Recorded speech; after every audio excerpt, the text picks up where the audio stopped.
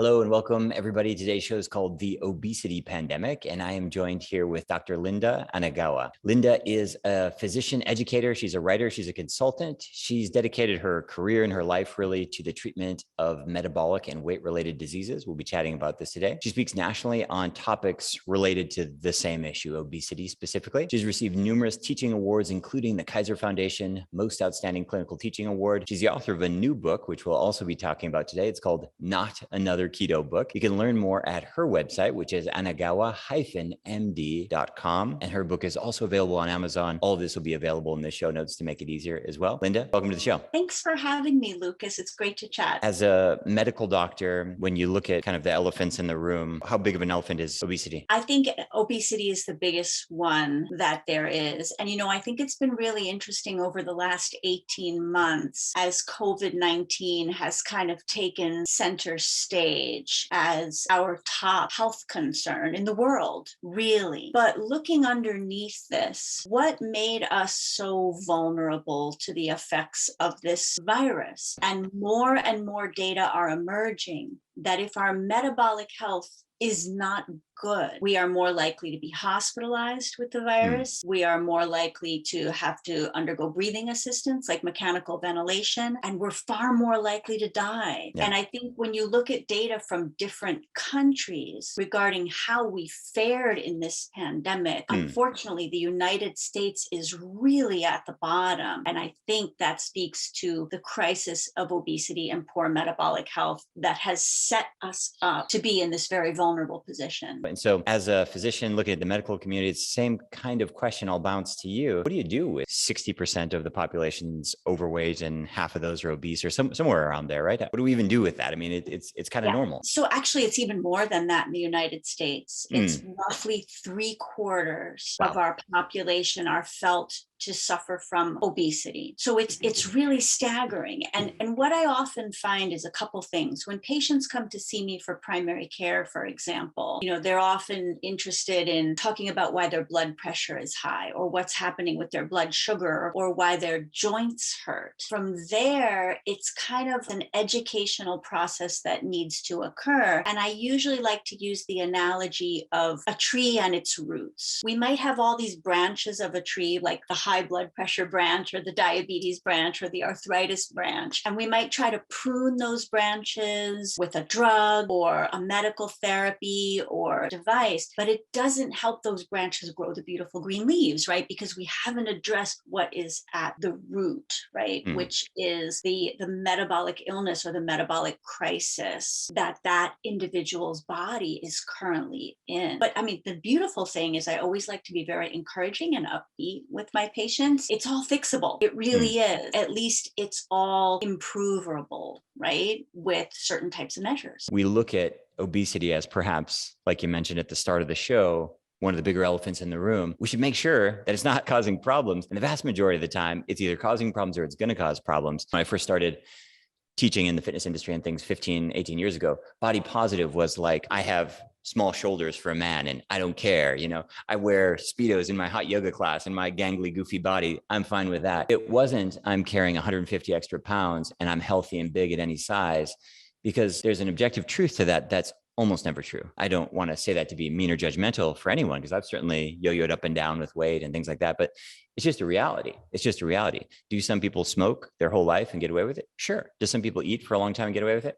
Yeah, for sure. But what we're talking about here is, big swaths of data suggesting that if you were to shift one big thing in your life, or let's just look at public health, it's probably no bigger lever than we could pull than reducing the waistline of Americans, right? That'd probably be one of the biggest shifts that we could make.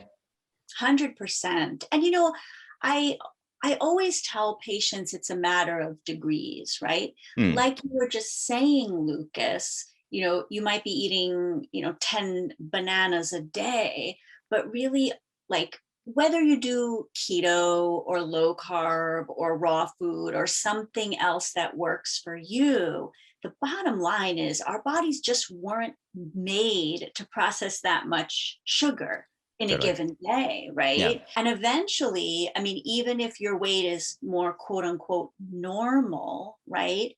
There are systems that are going to start to go haywire. mainly the insulin glucose control system. Yeah.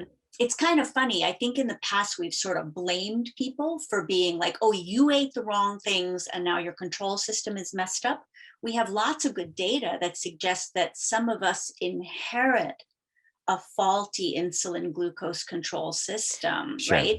And we have data that show even while people are 20 years old and quite lean, in response to eating 10 bananas, their bodies will make more triglyceride, fat in the blood, Yeah. versus glycogen, which is our muscles' fuel that it burns off. And I find that Sure. really fascinating because it really does flip things upside down. I mean, yes, we certainly play a role in our body's health, right? We have a huge role in how our bodies move and operate and feel, right?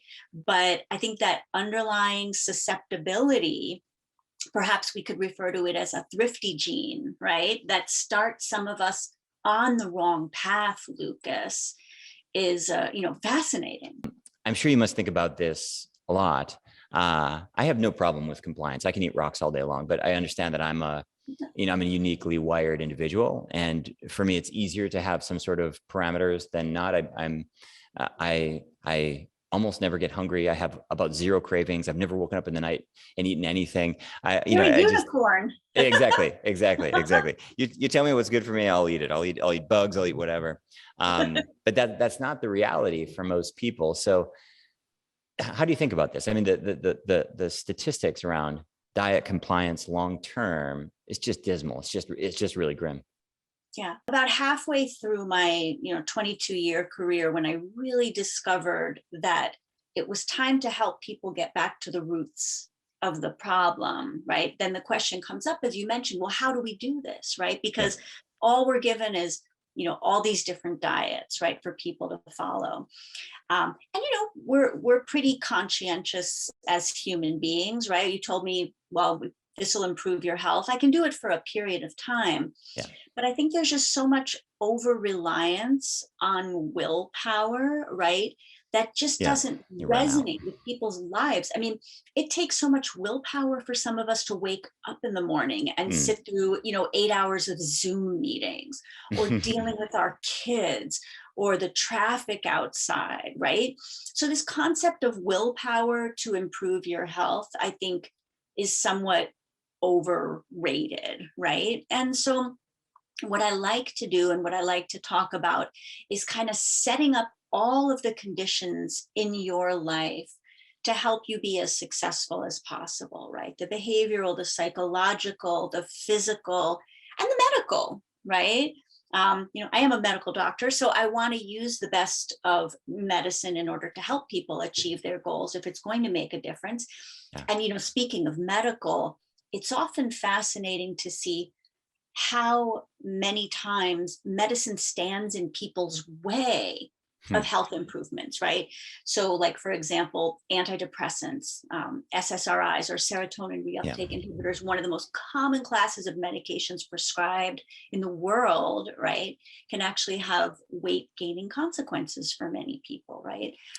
Medicines to treat diabetes, right, can often foster or worsen weight gain. So taking a hard look at all that stuff from a doctor's standpoint can also be very, very beneficial. So I think, like, getting off of the black and white mentality of all good and all bad is really one of the key places we have to start if we're going to make ourselves healthier.